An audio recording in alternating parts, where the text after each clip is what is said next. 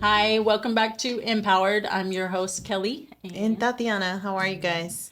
well, today we're talking about marriage and then also a little bit about going through The divorce. pain. Yeah, well, marriage, pain, and then divorce. And obviously, from the pain of divorce to peace afterwards. Correct. And I was going to let Tatiana share her story of when she was married and kind of coming through that Right. relationship. So I met my ex um, husband in 2007. Okay, so I met him. It was kind of rocky from the beginning. I was so young. I was 19 years old, and he was 25. Oh, okay. And actually, he was 27, and he lied to me, told me he was 25. So yeah, bad start. You know what I Right, mean? I right, mean, I right. can laugh about it now, Right. but then I was just like, oh my god, like you're old. You know what I mean? Yeah. Like I was just thinking that I was just fresh out of high school.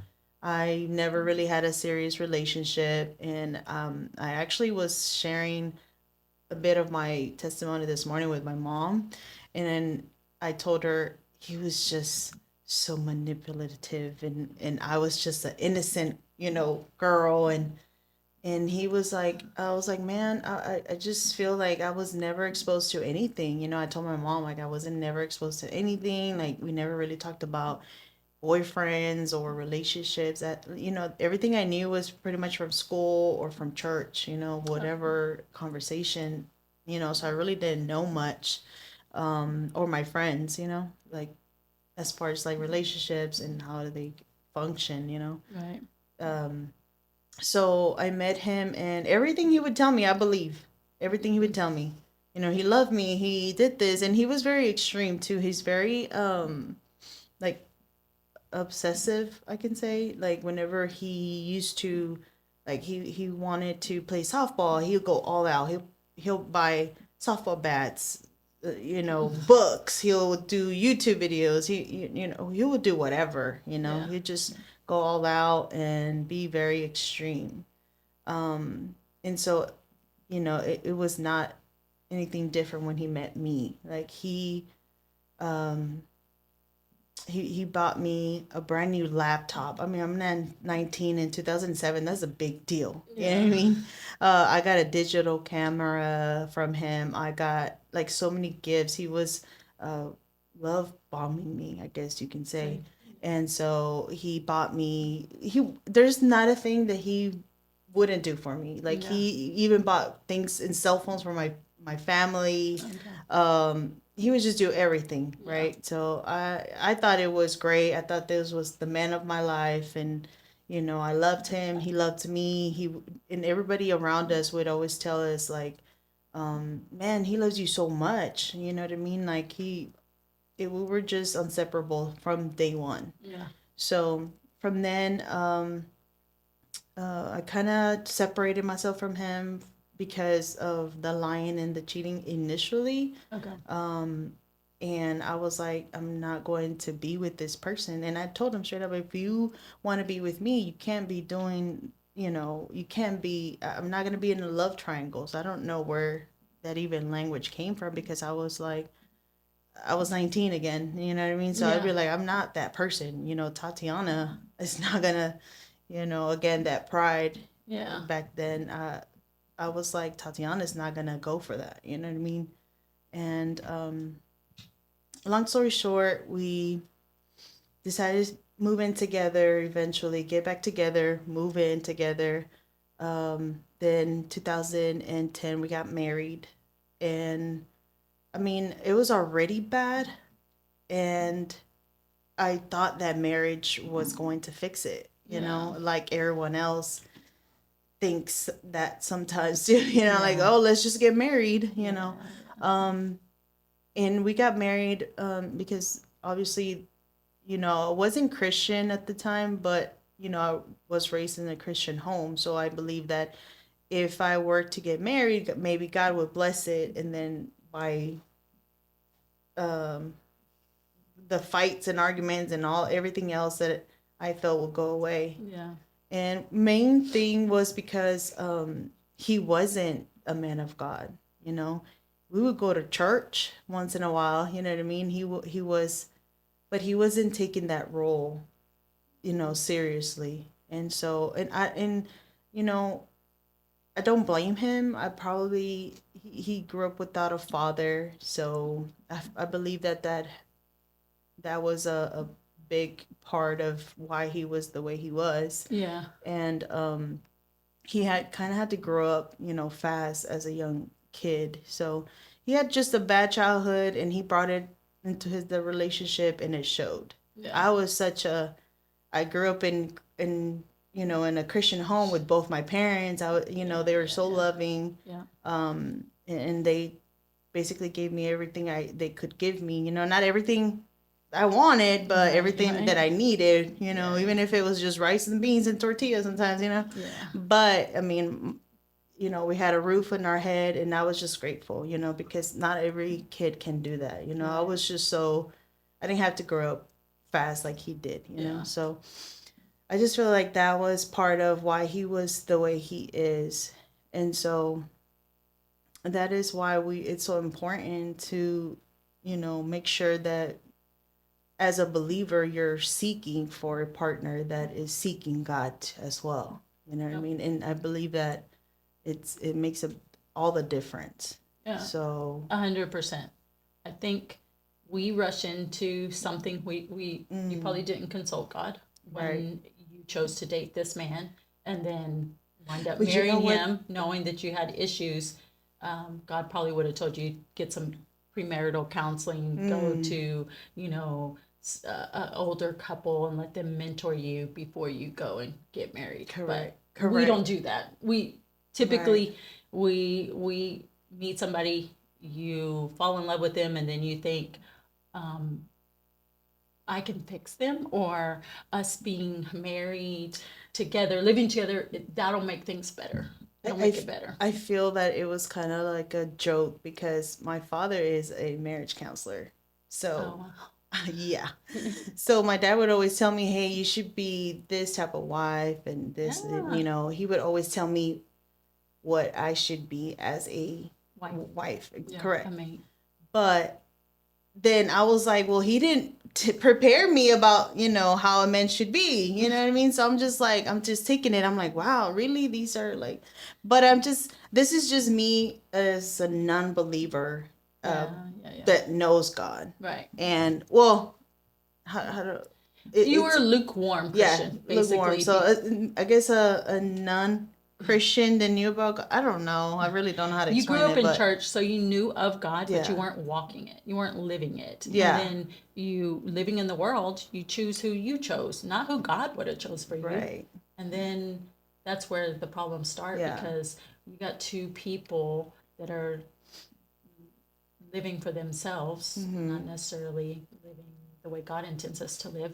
And so it's you and your husband, right? And the way God designed marriage is, it's not just you and your husband, because the world will tell us it's a give and take, it's a 50-50, but truth, and it's two people, you know, sometimes, you know, this person is going to, and which is true, there's times that your mate is going to not, you know, have the strength, not be able to do some things, and so you're there to be their helpmate and lift them up.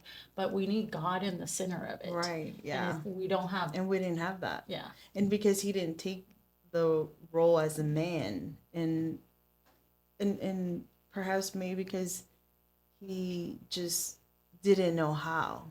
You know what I mean? He just, let's just wing it, like, you know, a lot of people do. Yeah. And don't blame him.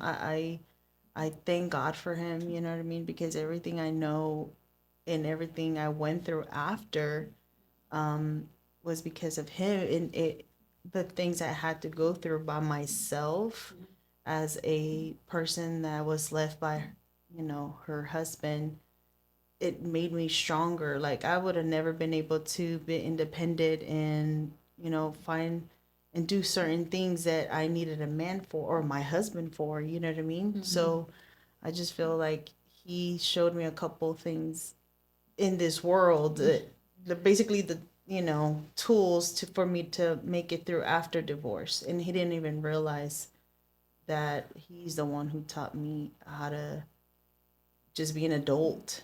Basically I was 19, so yeah. And by the time we got married, I was 23. Okay. And and it didn't help that I was always a know-it-all, and I always acted like I was the smartest, and I would always challenge him, and it was just very unhealthy relationship. But the good parts were good, and that justified all the bad stuff. That was just like, well, I got bad things going on, but it could be worse or whatever. And then the worst did happen later. So I would always say, like, I don't know, I would always challenge him, especially when we would drink. Like, we would start drinking, and then obviously, when you're not a Christian, the enemy takes advantage of you and just, be like, okay, well, here you go. You're, and once we get drunk, it was over. Like, we would argue, we would, sometimes they even got physical. And he wasn't abusive by any means, like as far as like physical abuse or anything like that. He would always try to stop me. That was his thing. Like, I would always get crazy, and I would start like hitting. And so one time, he did get really upset because I hit him in his nose or something. Obviously, naturally of a man. That's why I tell everyone, like all the girls, like, if you hit a man, get ready to be striked, because a man, could only still take so much, And so the last time that I hit him, like, he literally hit me. Like, he full fist went ahead and hit me. And that was, I don't know if it cured me or helped me, but ever since that day, I never touch a man. I never raised my hand. I never, nothing. I never even argue with the man, because I'm like, I'm not, what, you know what I mean? What for, Yeah. So. Well, it's never okay for either a man or a woman to put their hands on another. And I'm kind of a proponent for, you put your hands on a man, you're asking to be hit back, but never is it okay. No. Male or female. No, not at all. And so, yeah, one time is one too many. Yeah. But I even hate to say this, because I don't want to put anybody in a bad light out there, but just in that's why I wanted to make sure that everybody knows he was not an abusive person whatsoever. Mentally, maybe. Yeah. Well, but you were saying physically, no. Yeah, you're saying he hit you in defense of you. Correct. Him. So yeah, but he hit me that one time. He hit me good, and I was like, okay, well, I'm not that strong then, after all. You know what I mean? I was just like, okay. So then I never did that after that. But so that's kind of like the beginning of the end.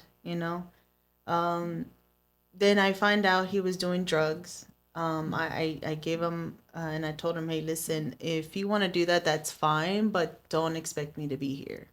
Yeah. And I believe that, especially back in the days, women would be like, stick to your man, it don't matter what he do. If he cheats on you, it's okay. He's your husband. You know what I mean? Like, you can do whatever you want. And I was the type of person who's like, and you remember when I told you I was kind of adapted the feminist mindset, and so I was like, no way am I gonna do that, especially Tatiana, me, no.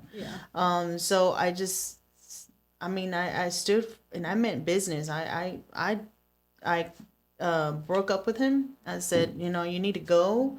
I don't know what you do. And a lot of people judged me because I did that, and a lot of people were like, well, it's not just your boyfriend, he's your husband. And well, at that time I didn't care, because I wasn't Christian, so I didn't think that, if I got a divorce, oh well, good, that's what I wanted, because how can I, Tatiana, be married to an addict. You know what I mean? Yeah. So that's what I was thinking. I wasn't thinking about helping him. I wasn't thinking about doing like that, Yeah. anything like that, because I felt in my heart that if he wanted to do drugs, he loved drugs more than he loved me. So why would I be with somebody that didn't even care for my feelings or how I felt, or, you know, I don't want to talk for his daughter but even for his daughter, that it affected everyone in our family, especially me and his daughter. Yeah. So,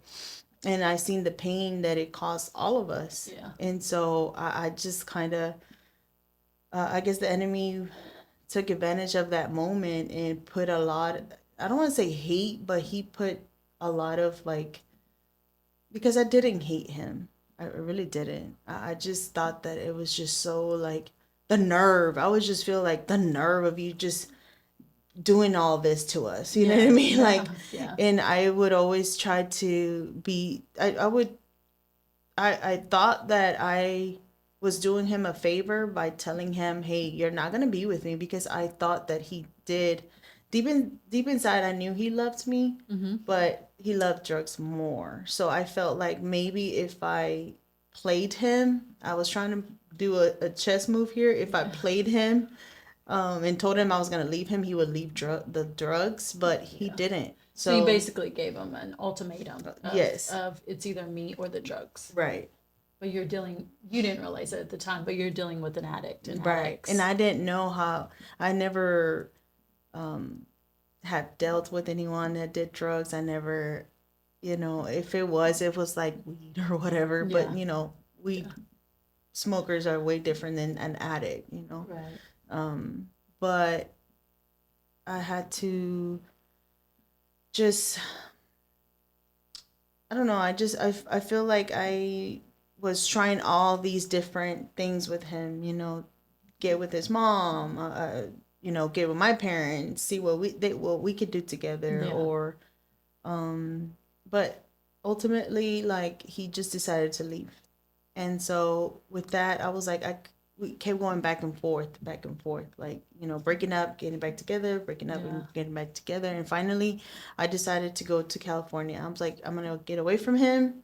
And this was already 2014, so it's been like 3-4 years that we've been going back and forth, and he doesn't change, And so I went to California, and I was out there for a good 6 months, I want to say. And when I came, no, I didn't come back.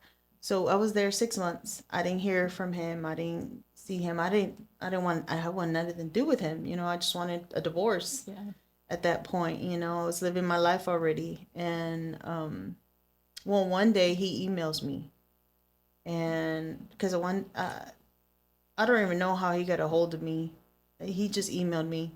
And did you have him blocked on everything? Yes, I blocked him. So that's why he emailed you. Like, right. Yeah, because he didn't know my number, actually. I changed it, and so yeah, I don't know what happened, honestly, in that middle, but I remember him contact me through email. That's all I remember.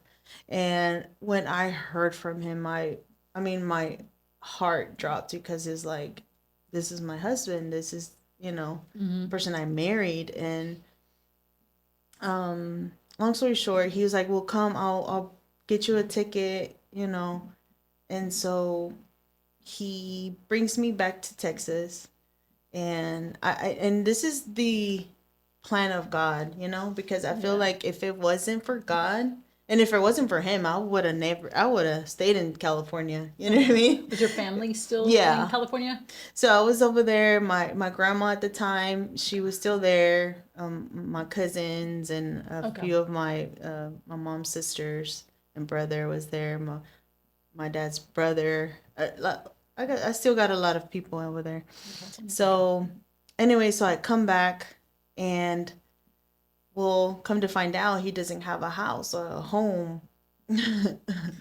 Yes. So I was like, where are we going? Oh, we're just going to go to Holiday Inn. What? I know. So I was like, okay, well, I guess, because I'm like, well, obviously my parents are here, but I'm like, I'm not going to my parents' house. I have a whole husband over here. You know what I mean? Yeah. So I was like, well, I guess, I mean, I made the decision to come back. So I just need to stay with him and stick with it. So we're going from hotel to hotel. Oh. Yeah.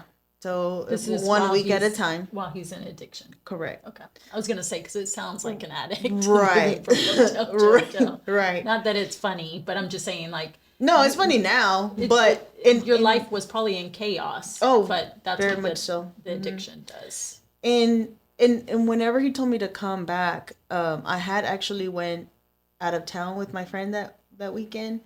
And so he tells me, it's okay, just leave everything, just come.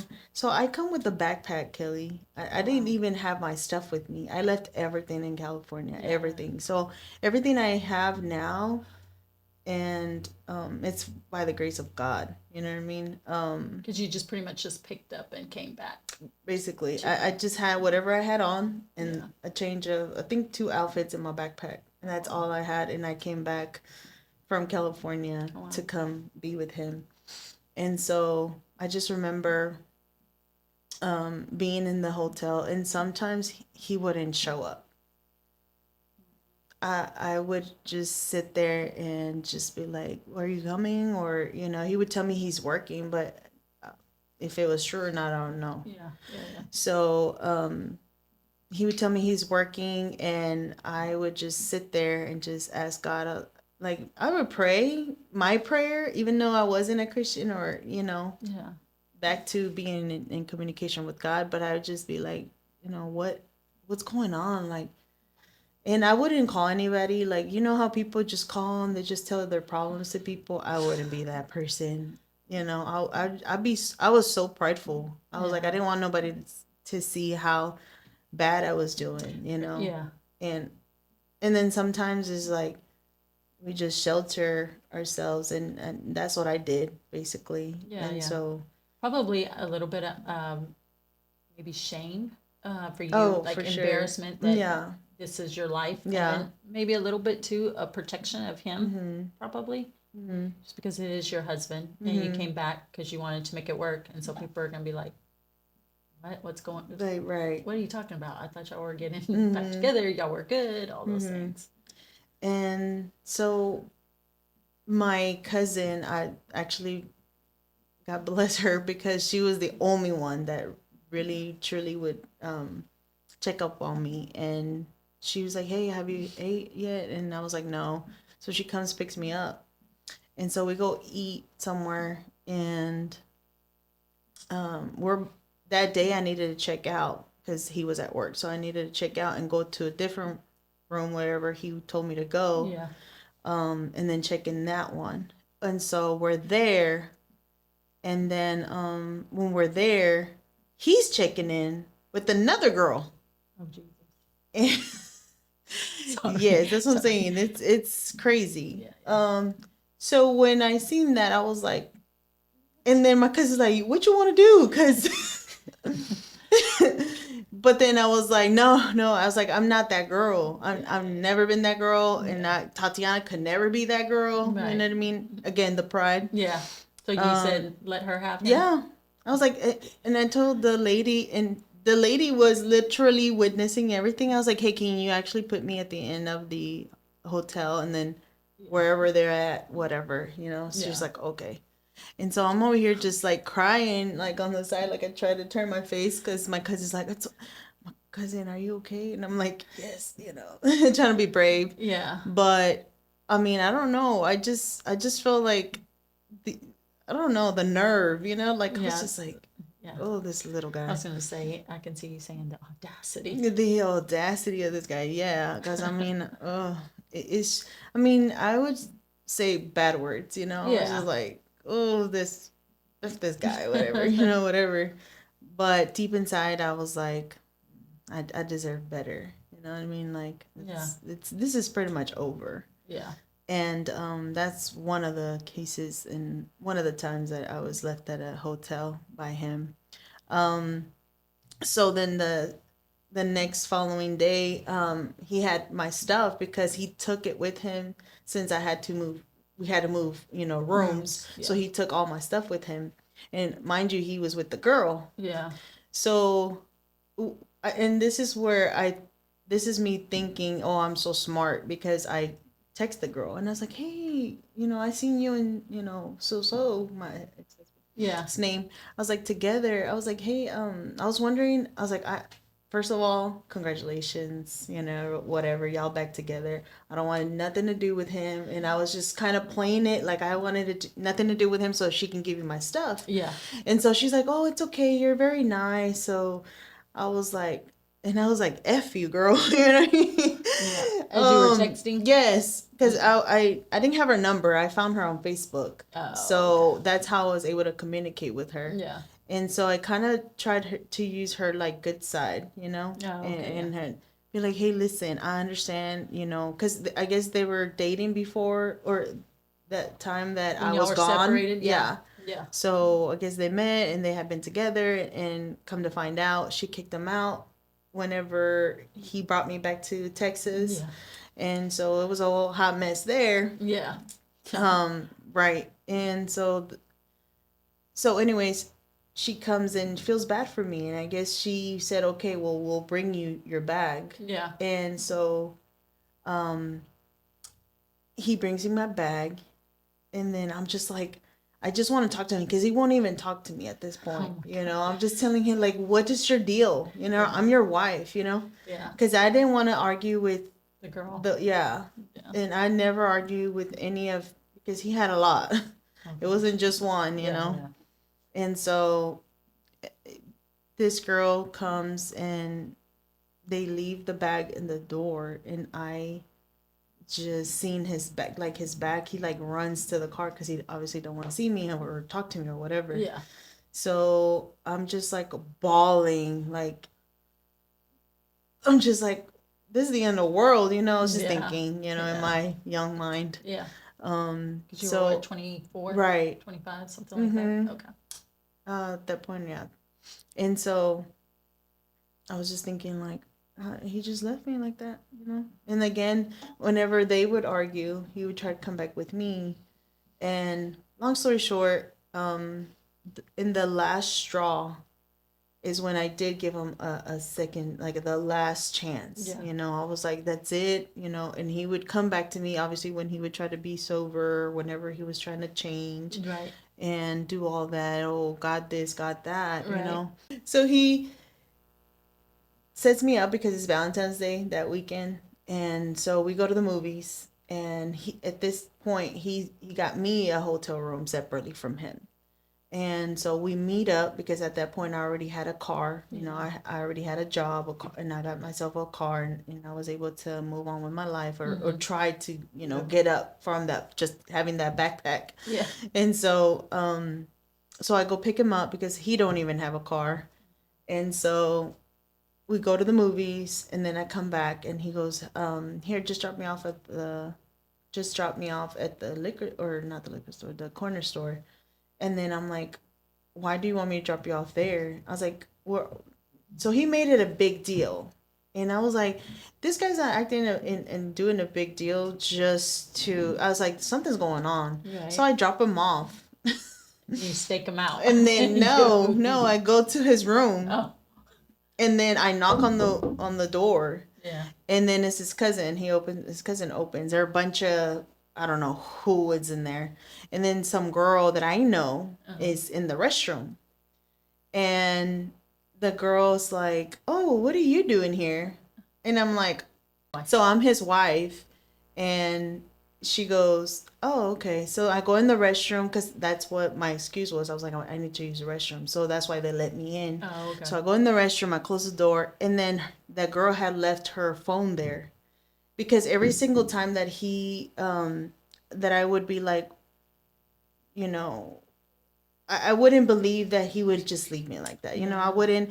So this time it was different because I seen the evidence. And so I seen that girl's, and she left it open, and he was telling her, get out because my wife is coming. Yeah. So I read all the messages between them, and then she's like, what are you talking about? What am I supposed to do? And I don't know what else.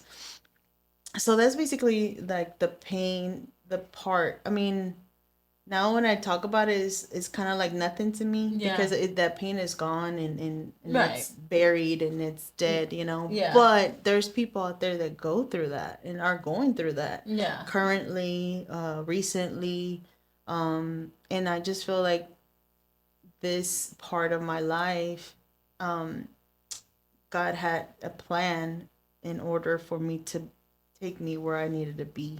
Yeah. You know what I mean? So I feel like every step of the way, he was there with me. Yeah. You know what I mean? And I only know that it was God, you know what I mean? Because I never wanted to hurt anyone. I never thought of, you know, harming myself or things like that. You know what I mean? Yeah. Even through the pain. And I dare to say because of the pride too, because I'm like, I'm not going to let this guy, you know, make me feel, you know, whatever. So, so that day, that was the day I looked at, when I was in the restroom, I looked at myself in the mirror and I said, never again, Tatiana. Yeah. I literally like probably cried. And I even asked her, I was like, hey, listen, were you with, you know, so and so? And she didn't say anything. She just nodded her head. She was like, yeah. I was like, okay. And again, I wasn't going to take it off on her, you know. Yeah. I'm not married to her. No. So that's why. Yeah, she didn't have any loyalty to you. It was him who married you and had the loyalty to you. So absolutely, God was still there with you. It's, again, like I was saying or mentioned earlier, it's like we get ourselves into some of these situations without consulting God, but he doesn't leave us there. He doesn't let us, you know. Okay. Because we think we know better. Yeah. And we don't. Absolutely. By all means. That's why I gave my whole entire life to Christ, you know. Yeah. And that's why I've changed. And that's why I feel like every single step of the way, and I don't know if I've told you before, but I feel like even after my husband had left me, I felt God's fingerprint in that situation. God was there. Right. This situation here, God was there. Yeah. And, you know, because even after my divorce or my separation with him, I told myself I wouldn't, and I told myself I wouldn't date anyone else until I healed myself or I was in a healing process or whatever. Yeah. So I dated, and then I kind of broke my own rules, and I dated somebody, and come to find out he's like a stalker. And yeah, and so it kind of scared me, for real. And so I was like, you know, I'm definitely not dating anybody anymore. You know what I mean? So, so for a whole year, I didn't text anybody. I didn't call anyone. I didn't have no communication with the opposite sex. If I would go out, I would just obviously have with my friends and whoever, you know, they were around. So obviously I didn't make any good choices. So the times I did get like drunk and I almost had this situation of danger of, man, God saved me from DUIs. God saved me from potentially maybe even death. You know what I mean? So that is the testimony that God has done in my life. You know what I mean? Because becoming or coming to Christ, he just gave me all the emptiness and that void that I had that I was looking for my entire life. And so what you were trying to find in the husband, you found it in God, in your relationship with him. Correct. So there's not a moment in my life, I mean, that I'm not singing, that I'm not trying to pray to God, you know what I mean? Even today at the grocery store with my mom, she's like, why are you always humming like an old lady? Because, you know, I'm like, I have this song in my head, and so I'm like, I'm praising God, you know? Yeah. And so, well, thank God that, you know, that was over and done with, you know what I mean? It does continue, like, I did, 10 years later, so 2024, was it last year? Or no, this year. Oh, no. Year. Okay, so yes, last year, 9 years later. Okay. God brought him back to my life. And I just felt like, is this even possible? You know, like I tried. Oh, okay. And so that is the reason why it's very important to stick to what God has for you. Right, You know what I right. mean? And listen to God, because those are the consequences of not listening to God, and or just trying to seek God's will for your life. Yeah. Because had I done it the correct way, the had I been obedient to God, I probably would have never been in that situation again where it happened all over again. Yeah, yeah, You know yeah. what I mean? So I just felt like I surrender my life. And I gave my life to Christ in the beginning of 2023. And I surrendered my life this year. You know, there's a difference. Right. But God was, you know, I was still doing certain things that God didn't, you know, it's not of God, you know what I mean? And I was still struggling with sin, still struggling with certain things, but thank God he's faithful, and he still loved me through all that. Yeah. And you know, he forgives me, and that's why I'm just, you know, all that. He forgave all that, and that's why I'm all in. Yeah. And so yeah. So that's you said basically what happened. you tried again last year. Had he changed? Had he like grown, and had he gotten sober? Actually, no. Well, in the beginning, yes.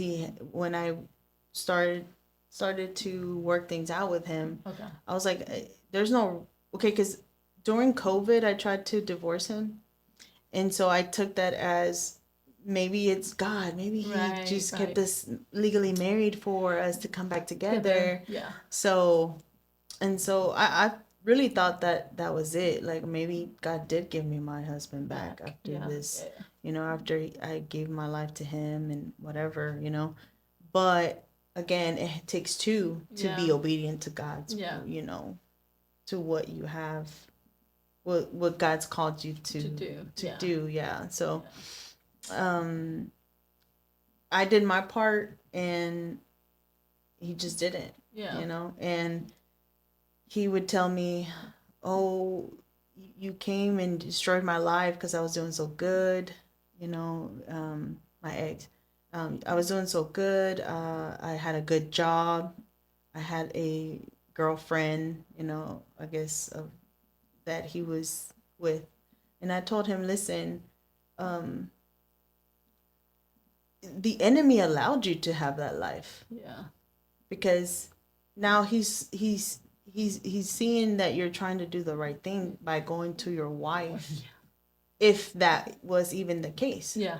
Right? But you have a girlfriend, you're going to church, you're doing these, you're sinning, right? Because I mean, it's not your wife. Yeah. So you're sinning, you have a good life, you're sober. He's allowing you to be sober because he wants you to think that you're good, but you're in sin. Yeah. Like, how is that? No, it's, God is not crazy. God is, you know what I mean? You're still married to someone else. God doesn't bring you a spouse when you're married. Right. You know what I mean? He won't bless that relationship. He's not going to bless anything until, you know what I mean? And that's why I kind of had to figure that one out on my own. Yeah. And so I just felt like the moment he was trying to fix his life and do things right with God and with his wife, which was me, obviously. Yeah. Then I felt like that's when the enemy was like, "Oh, no, I'm not gonna allow you to go back." So then he brought addiction back to his life. Yeah. Because he even told me, I've been sober a year or however long he was out, because he got out of jail, then he got a job, and then, you know, he was sober. Okay. And he was doing good. Yeah. Up until the moment when he got back with me. Oh, you know, so he was good for a couple months, and then he ended up doing drugs again. Oh, okay. So then obviously that's when we went our separate ways again. I'm like, okay, that's fine. And then remember when I told you I was at peace. That's the moment where God's like, okay, Yeah. you had enough, because I can give you some more to Yeah. hit rock bottom. Right. And I feel like I was like, yeah, God, I surrender this time. Your will, your will, not mine. Yeah. Yeah. So that's definitely the difference between the Christian Tatiana then and the Christian Tatiana now. Yeah. The difference is that I'm seeking God's will, and I'm seeking to be obedient in what is, what the Bible is telling me to do. You know what I mean? Yeah. So I pray that he, I've never met him either. So, yeah. I mean, just pray that he's gotten sober and then, is able to do life sober. Oh, he's definitely sober now. He's in jail. Oh. So. Well, sometimes that will save someone's life. Yeah. But I'm sure for his family, they don't, And the last time I did talk to him, because, he called me and he told me, hey, Tatiana, I'm sorry. Obviously now that he's sober, I realized I hurt you. And he just apologized. I mean, I appreciate it. And I thank God that, I don't have any hate towards him. Yeah. And I love that he is sober. And I just you just want bless him, him. and thank you for the positive things that he did show me, because he had a really good heart as well. Oh, okay. Like he had a very giving heart. Right. And so that's part of the of him that I took. And now I used to be given, I'm more because of him, more so because of him. Yeah.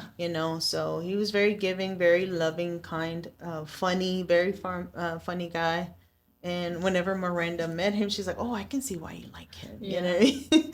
Yeah. So, but yeah, he was very, but those are the type of people. Guy. Yeah, very. And those are the people that the enemy likes to use, because they draw people in, and then he does whatever with them. You know what I mean? Yeah. And not only that, like, I feel like he I always used to tell him, like, you're a great, powerful man if you let God, you're a great man of God. I would always tell him, and he's like, oh, I know. And everything I used to tell him would come true. You know what I mean? So sometimes he'd tell me to shut up. For real, because he's like, don't say that. You know what I mean? Like, and I told him, listen, I was like, God is giving you the last chance right now. And I told him on the phone after he apologized, I was like, listen, I wish you well, and I care for you and what happens to you. You know what I mean? Yeah. I do believe God's giving you the last chance. Yeah. I said, God is going to take you out of there as soon as you truly give your heart and change for him. Yeah. And then he was like, no, they're going to give me 4 years. I was like, no, listen to what I'm saying. I said, God is giving you the last chance. Yeah. And if you repent and give your heart in 2 weeks, God in 2 weeks is going to take you out. If you don't do it within, 4 years, he's going to keep you there longer. Yeah. So anyways, he's like, oh, don't say that, because, he knows this is going to come true.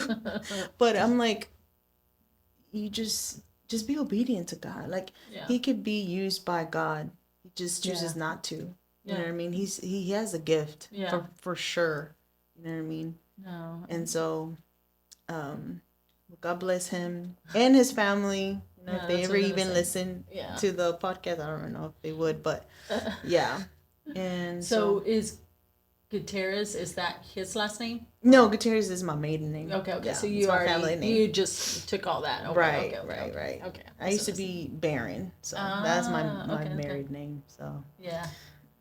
People be like, Baron, where's that? Yeah. Well, no, I mean, obviously, if he struggled with addiction, and that doesn't excuse the cheating or the lying or any of the things that he did, but I imagine he's dealing with some pretty dark demons. For sure. To be. I mean, he witnessed people dying, overdosing, and it still didn't change him. Yeah. I mean, like I said before, I've never dealt personally with addiction. Like, I don't struggle with it, but right. I know people that have, and I've worked with a bunch of addicts, and it's not something that they willingly really want to do. I think it just they get so far into it, and it has a hold on them, and they can't. And but it changes them as a person. But you know what? He did confess to me one time that he was so doing so low. He didn't have no money. He didn't even have a car. No, he didn't even have a phone. And he said that he was in the streets walking to God knows where. And he said, "Devil, if you're real, give me a cell phone right now." And the and he's telling me this story. And he goes, as I walk in, like within the block, there's a phone right there in the floor. And then he goes, "Man, this isn't real. This is a coincidence, you know." Yeah. So then he goes, he asked for another sign. I was like, and then he said he freaked out, so he stopped asking.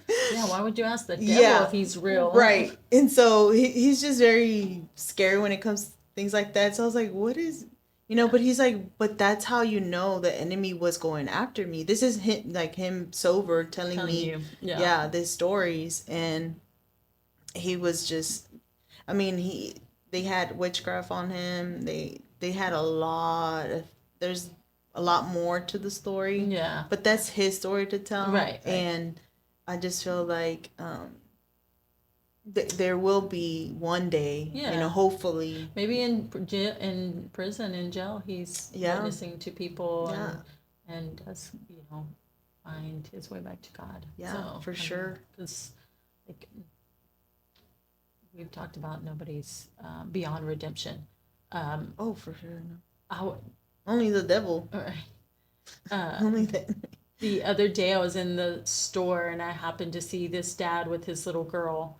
And he had let her out of the basket. She was probably like 3 years old, And so as soon as he let her down, she took off running down the aisle. And he's walking after her slowly because if you chase kids, they think it's a game, especially little like that. So they're gonna run even faster. This is not a game. And so I'm watching this that he's telling her, "Come back here," and whatever her name was, I can't remember what he was calling her, and she's like laughing, giggling, and kind of just doing her little toddler walk down the aisle, away from the registers, away from the basket, down the aisle. And I am laughing because I know that she's going to just keep running. And this dad is like, I have to follow her so she doesn't get hurt or somebody doesn't come and get her. But he's slowly just kind of walking behind her because he doesn't want to run because then she'll just run faster.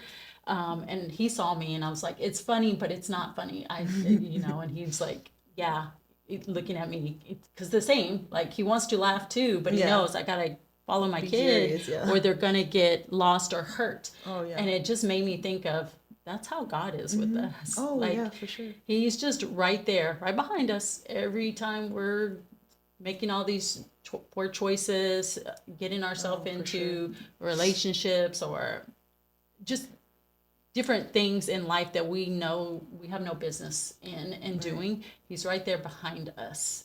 And sometimes we're running, even though he's not running to pull us back. He's just right there beside us. He stays the same pace as we do, but it's always out of protection and always trying to bring you back. Come back here to me. Come back to daddy. Basically is what that little girl was running from. But as soon as another person came at the other end of the aisle, she turned and she went right back to her dad. And that is where it God put it on me that's exactly what he does with us. And we sometimes we go straight ahead to this person that is dangerous. Luckily for this little girl, she's like, no, I got to go to my daddy and ran right back to him. But it was just something that God, put on me in my thoughts as I'm watching this play out. I love kids in general, so I'm always just watching them do stuff. And I just saw that and I just thought of when mine were little doing stuff like that and how you're afraid that they're going to either run into something, get hurt, or somebody's going to grab them, so just we'll follow after them. But that's what he does with us every single day of our life. Yeah, he definitely did that for me. Yeah, And I mean everyone else. yeah, he's doing But that with him, probably in oh, jail, for sure. wherever he's at. Yeah, yeah. I just and I just hope that this story helped somebody to just realize that if you're like in some type of same situation with like, you know, maybe not get a divorce on the ledger, but try to seek help. I mean, Yeah, I don't yeah. I know. mean, there's nothing wrong with trying to get counseling and trying to work it out. Mm-hmm.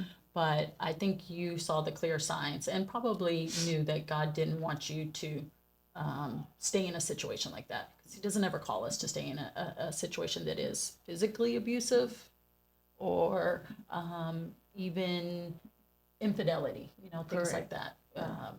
And so, even though he did it while he was in addiction, it's still, Right. not okay. And it was not Right. anything that you had to stay in. I think, obviously, that it was your ego that Right. got you out of that. Right. But God knew your ego was going to get you Correct. out of it. So Yeah. he allowed that and Yeah. used it to. Yeah, and he just, you know, when people start doing drugs, they're so manipulative. Like when with me, he would always be like, make me feel bad about spending money um, or, you know, with drugs comes with, like I was telling you, women and gambling Yeah. and drinking and everything else, stealing. Oh, You yeah. know what I mean? One time he asked me to steal basically for him, in other words, not literally go to the store and steal it, but some type of form that it was stealing. And Yeah. me, even me, not a Christian, I knew it was wrong, and more that I was scared to go to jail. You know what I mean? I'm like, I'm not going to jail for you. You know? Right, right. So he said, "Oh, I want a down chick." You know, he's screaming at me like, and I'm just like, I'm down to work. I'm like, please, like, I don't want to do that. Like, but I mean, this is the type of attitude and just behavior an addict Yeah.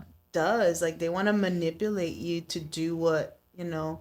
And not only that, like, I was surprised he didn't try to give me drugs, because that's another thing drug addicts do. Like, they try to start giving you drugs so you can become an addict just like them, and then y'all can live happily ever after in their la la land. You know what I mean? Yes. So then who's gonna pay the bills? I don't know. Right. But you know, in most of the girls that he would go with, there were drug addicts. Yeah. All of them. Yeah. I dare to say all of them were drug addicts. Right. Except for me. I've never Done any. Thank you so much, Jesus, that he saved me from that, because God knows, like, where I would have ended. You know what I mean? Like, my dad, I think it was my dad's prayers, because he would tell me, like, you know, thank God you didn't do any drugs. You know what I mean? Like, Yeah.